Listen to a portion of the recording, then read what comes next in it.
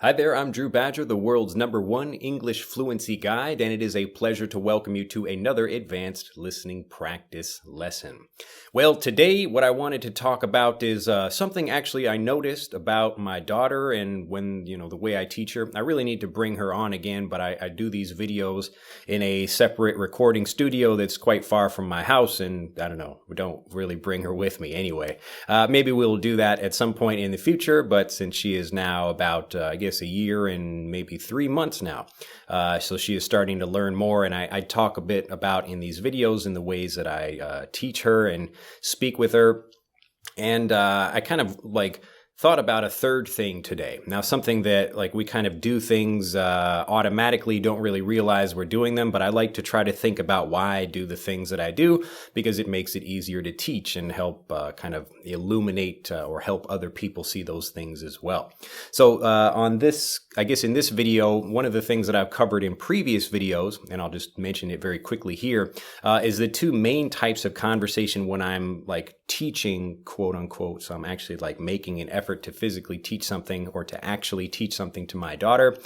So when I'm sitting with Aria, I will have some kind of speaking time where I'm just speaking like this, and some kind of speaking time where I'm actually indicating a very specific thing or a very specific word or phrase I want her to remember. So it could be stand up or sit down, and I'm careful to show her the action while she's doing those things. So I actually pick her up so she's standing up and sit her down so she's sitting down, or I'm comparing different things like this animal or that animal or this color and that color.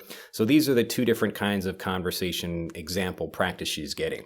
But there's also a third kind, and it's kind of a natural everyday thing that happens, but I didn't really think about it so much. Again, it's just one of those things where you don't think about it, so you don't, say anything about it. But just thinking about it recently, I thought I would bring it up here. And this is being the third person in the conversation. And this is where my daughter gets the chance to just listen to my wife and I speak. Whether we're speaking in Japanese or speaking in English, she's getting the example of how people actually speak in a conversation. And it's funny that I didn't really think about this, because this is exactly what we do in Master English Conversation lessons. So we're giving you the opportunity, or we give members the opportunity, learners in the program, of actually getting to just listen to what native speakers are saying in a real situation. Now, you can get this in lots of different ways. You can go out and, as I recommend you do, just kind of spy on people, actually. So, not in a mean way, but when I would be in Japan, maybe going to a cafe, I would get a book and pretend to read it and sit next to some people that were having a conversation. And I would just listen to them speaking. And I'm getting the idea of how they're communicating with one another, the words that they're saying, the expressions they're using, and how they're, the emotion of that situation, how they're expressing certain things. And when you get this is kind of creating the complete picture of how you would learn something from a child's perspective. So the child is learning all kinds of things when you don't actually physically teach them, because they're paying attention all the time to what the parents are doing or what other people are doing around them. So you should be thinking about the language in the same way. It's not just a particular video you might be watching. Right now, this is the kind of learning where I'm specifically trying to teach you something, and I'm also using a little bit more of speaking in a conversational way, so that you can listen to the sound of my voice and you can hear the flow of the language. But when I'm in a situation where I'm speaking with somebody else, and I'm trying to also speak with learners in the conversation as well. So when I do Master English Conversation lessons, I'm speaking with the other person. We're having a conversation about their life or their hobbies or something. And both of us will sometimes address the audience. We will turn and speak to the camera and, say things just to get people more involved in the conversation.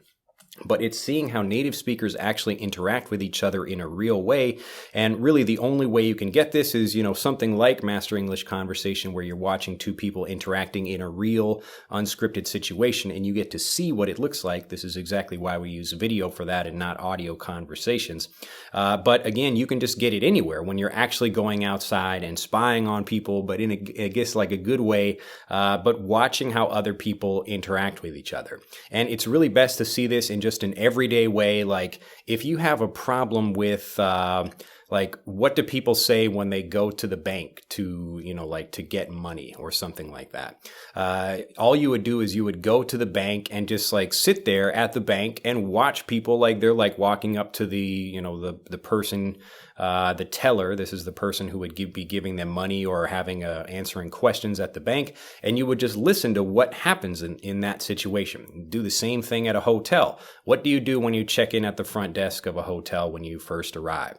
Well, I could sit in a lobby at the hotel and I could just listen to what other people are saying. So maybe I'm going to go to that hotel, and before I check in, I would just listen like, okay, it sounds like people come in, they're saying this, they answer these questions, and you're getting the actual situation for what that would be. And you're also giving yourself a bit of mental rehearsal. So you watch it and then you see it in your mind about what you're looking at.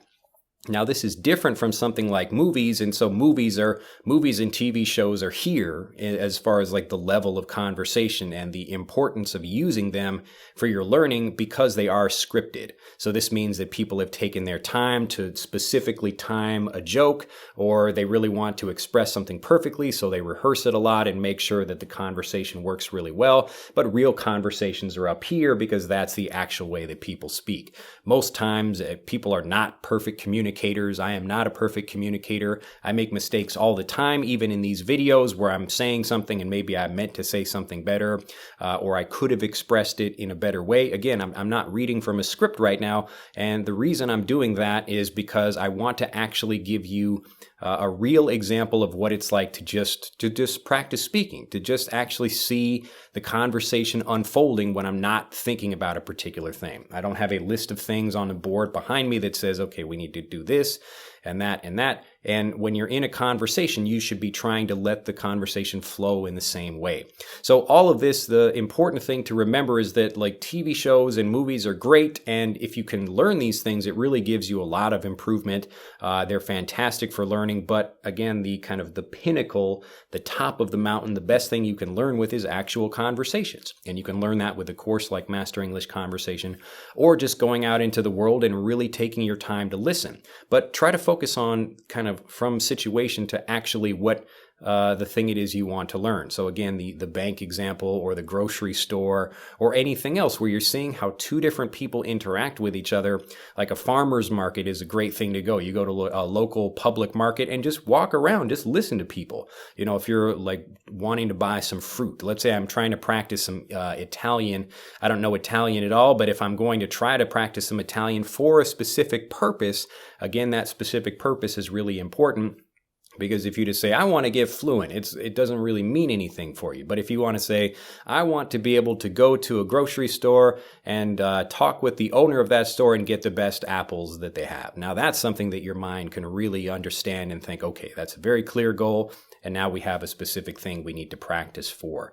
So in that case, I would go to the farmer's market, just some market in Italy, and you've got lots of people walking around and people talking with each other, and I'm just listening. I'm getting the example of what that would be like in the same way that a child would be learning. So we've got these three kinds of learning. There's the explicit learning, where I'm trying to show you something specific. I really want to quote unquote teach you. I really want to make sure you understand something, so I'm making it very clear and obvious. We've got the second kind of learning where you are listening to something just to get the overall sense of the language, the flow of the language, the rhythm of the language. And then you got this third way where you're listening to actually people using the language in an everyday situation.